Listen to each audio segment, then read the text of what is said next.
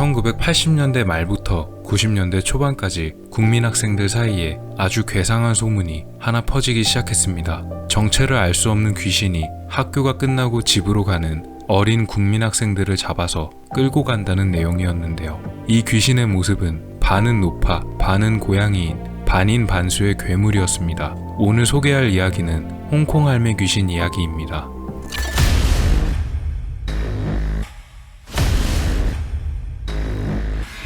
1980년대 말부터 한국의 국민학생들 사이에 괴상한 소문 하나가 유행처럼 퍼지기 시작합니다. 학교가 끝나고 돌아가는 국민학생들을 대상으로 몰래 잡아서 끌고 간다는 어느 할머니 귀신 이야기였는데요. 처음 이 소문은 그냥 이상한 할머니로 시작해서 이후 점점 더 구체적으로 귀신의 기원에 대한 설정이 따라붙기 시작했습니다. 홍콩으로 가려던 어느 할머니가 비행기를 타고 가다가 불의의 사고가 일어나서 비행기가 추락하게 되었는데 할머니의 목숨이 끊기기 전 자신이 데리고 있던 고양이와 몸이 합쳐지게 되어 성불하지 못한 귀신이 되었다네요. 이후 반은 인간, 반은 고양이가 된 꽤 구체적인 설정이었습니다. 당시 이 할머니가 탔다는 비행기가 대한항공의 비행기였다는 자세한 설명도 붙어 있었습니다.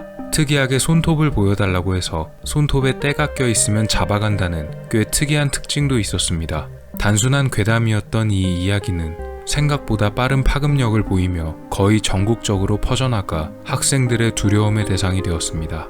인터넷이나 SNS 같은 미디어가 없던 시절 입소문만으로 전국에 확산된 것이었는데요. 결론부터 말하자면 당연히 이런 귀신은 없습니다. 일단 홍콩 할매의 설정부터가 오류였는데요. 당시 대한항공 비행기 중 홍콩으로 가다가 추락한 비행기는 없었습니다. 이는 또 다른 항공사 중 하나였던 아시아나 항공 역시도 마찬가지로 두 항공사 모두를 통틀어 홍콩으로 가다가 사고가 난 사례는 없었습니다. 그렇다면 이 홍콩 할매 귀신은 어떻게 만들어진 것이며 왜 만들어졌던 것일까요? 이에 대한 유력한 가설이 하나 존재합니다. 해당 괴담이 유행하던 시기는 노태우 정부가 실시한 범죄와의 전쟁 선포와 맞물리던 시기였습니다. 특히나 인신매매뿐만이 아닌 어린이 실종 사건이나 유괴 사건들도 빈번하여 아이를 둔 학부모들의 걱정이 상당히 높았던 때이기도 했습니다. 게다가 그 당시에는 동네마다 한두 개씩 꼭 오락실이 있었기 때문에 아이들이 학교가 끝나고도 집으로 바로 가지 않고 오락실로 가는 경우가 흔했습니다. 그러다 보니 학부모들은 한 가지 아이디어를 짜냈는데요. 그것이 바로 이 홍콩 할매 귀신 괴담이었던 것입니다.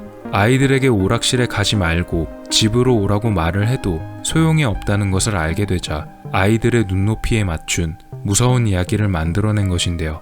공교롭게도 이 홍콩 할매 괴담은 오락실에 가지 말라는 강요보다도 훨씬 더 효과가 대단했고 전국적으로 신드롬을 일으켰던 것입니다. 하지만 너무 효과가 좋았던 탓일까요? 오히려 이제는 학생들이 학교를 가지 않겠다는 등교 거부를 선언합니다. 심지어 이 현상은 당시 뉴스에서도 보도되었고 뉴스에 보도되었다는 사실 때문에 오히려 괴담이 더 증폭되었습니다. 공포에 빠진 학생들, 그리고 곤란에 빠진 학교와 학부모들, 그러나 양쪽 모두의 문제를 한 번에 해결할 구세주가 나타납니다. 그것은 바로 영구와 땡치리 시리즈로 유명한 영구 심형래였습니다. 영구와 땡치리 시리즈 중에 하나인 영구와 홍콩 할매 귀신이 제작되었는데요. 이 영화에서 주인공 영구는 사람으로 둔갑하여 자신의 아내가 된 착한 너구리 요괴와 함께 홍콩 할매 귀신을 무찌르게 됩니다.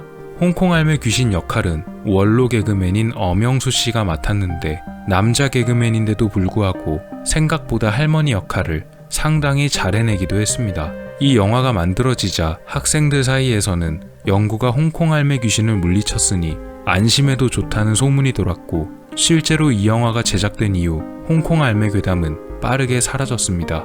지금도 가끔씩 회자되기도 하며 단순한 아이들 겁주기용 괴담에서 시작해 전국적으로 확산되어 뉴스에까지 나온 전설의 괴담인 홍콩 할매 귀신 이야기였습니다.